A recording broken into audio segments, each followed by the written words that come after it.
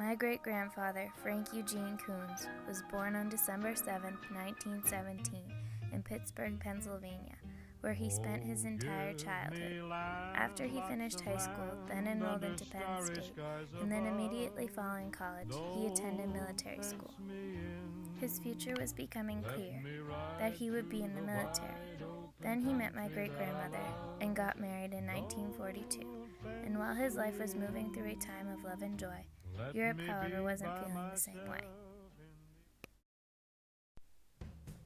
Hitler had become a dictator and forced his Nazi beliefs on the country.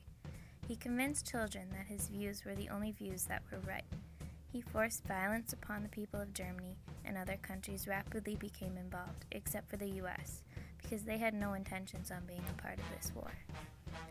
Americans knew it was time to invade and settle the situation in Europe when Pearl Harbor was bombed in 1941 by the Japanese.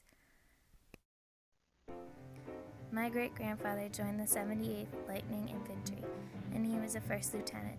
He went to Camp Butner in North Carolina to train before being shipped off across the ocean.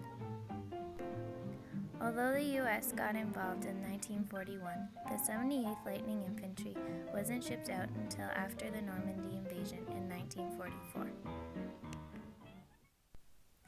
On the boat over, he wrote a letter every day to my great-grandmother. The only way to stay in contact with a person when you were off at war was through letters. They were censored, so you couldn't write back home saying where you were off to next or where you were coming from. But I know we'll meet again some sunny day. The soldiers of the 78th Lightning Infantry had many jobs. One was to capture cities. They would capture a city so the Nazi power would be weakened. But no matter what hard work he had done that day, he always found a minute or two to write to my great-grandmother.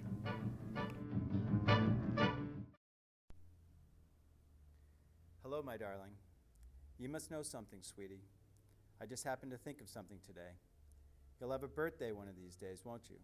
Gosh, I almost forgot. Let's see now. It's sometime in March, isn't it? Time sure goes by fast here. Guess it's because you lose all track of time. One doesn't know whether it's Monday, Friday, or what day of the week. As for the birthday, don't you worry your cute little head, sweetie. I assure you that you're in for a very pleasant surprise. Just wait and see. Did you ever receive that little present I sent you from England? The woods around here sure are beautiful. Look and you'll see in the background of the pictures. The pictures will take some time to develop because of all the red tape and censoring. I'm fine, so don't you worry and say your prayers, and I'll say mine. Christ Almighty, I love you, punk. His infantry spent a little less than 2 years fighting, and he was more than thrilled to come home like any other soldier, then or now.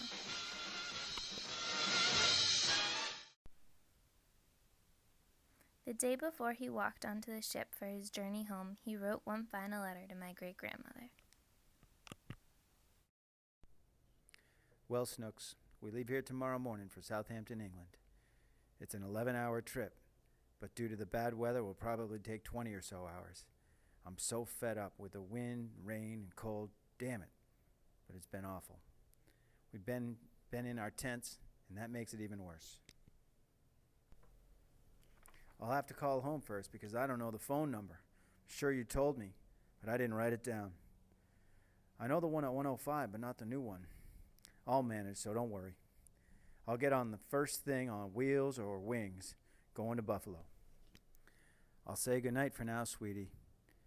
I'll probably beat this letter home because I don't believe the planes will fly in weather like this. Good night, kids. God bless. I love you both with all my heart and soul. I'm excited, sweetie. Sort of bubbly inside or something, aren't you? I love you, my dear punk. He received a Purple Heart Award. A Purple Heart is a declaration from the President to any soldier who is killed or wounded in action. My great-grandfather received this because he was shot during his time in Europe. When he returned from the war, he became a glass salesman in Pittsburgh. He settled down and raised 2 children. I never knew my great-grandfather, but from what I know, he was a brave man who loved his family. So I am proud to say, although the World War II was a gruesome and treacherous war, I am proud that my great-grandfather served our country and kept his family safe.